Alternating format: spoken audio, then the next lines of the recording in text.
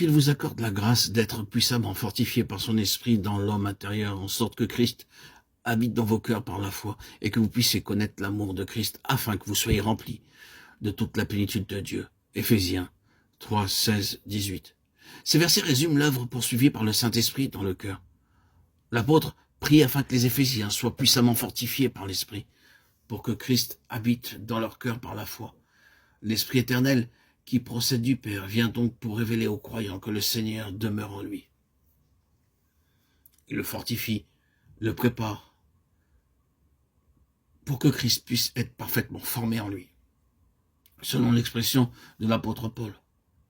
Remarquons aussi qu'il est fait ici mention de la foi. Celle-ci n'existe pas sans son objet. La foi, c'est croire en la parole de Dieu, croire que derrière sa parole, il y a Dieu et sa toute-puissance. La foi vient de ce qu'on entend. Elle s'éveille sous l'action de Dieu dans le cœur qui écoute. Vous êtes ressuscité avec lui par la foi en la puissance de Dieu. Une autre traduction donne par la foi que Dieu a mise en vous. Colossiens 2,12. Nous sommes donc conduits au Saint-Esprit pour qu'il subvienne à tous nos besoins, qu'il nous donne même la foi nécessaire pour collaborer avec lui, pour saisir tout ce que Christ nous a acquis par sa mort.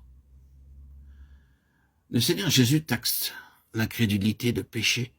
Les hommes, eux, la considèrent comme une infirmité sous le poids de laquelle ils gémissent volontiers.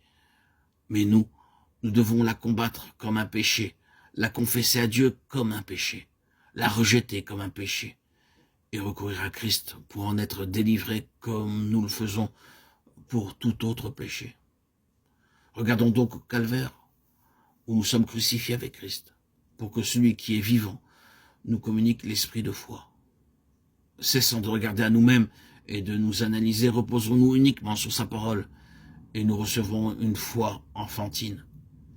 Alors nous apprendrons à vivre par la foi au Fils de Dieu. Je demeurerai en vous. Tandis que Christ, en lui, est révélé au racheté, l'Esprit de Dieu le guide et le fortifie avec puissance, de sorte qu'il peut saisir avec tous les saints la largeur, la longueur, la hauteur et la profondeur de cet amour dont la manifestation suprême fut la croix du calvaire. Fortifié pour saisir. Les forces humaines ne sauraient suffire ici, puisque c'est seulement par la communion aux souffrances de Christ que nous sommes initiés aux profondeurs de l'insondable amour. Une sympathie toute intellectuelle ne crée pas l'intimité qui s'établit généralement entre compagnons de route. Vous boirez en vérité de la coupe que je dois boire, dit Jésus à ses disciples.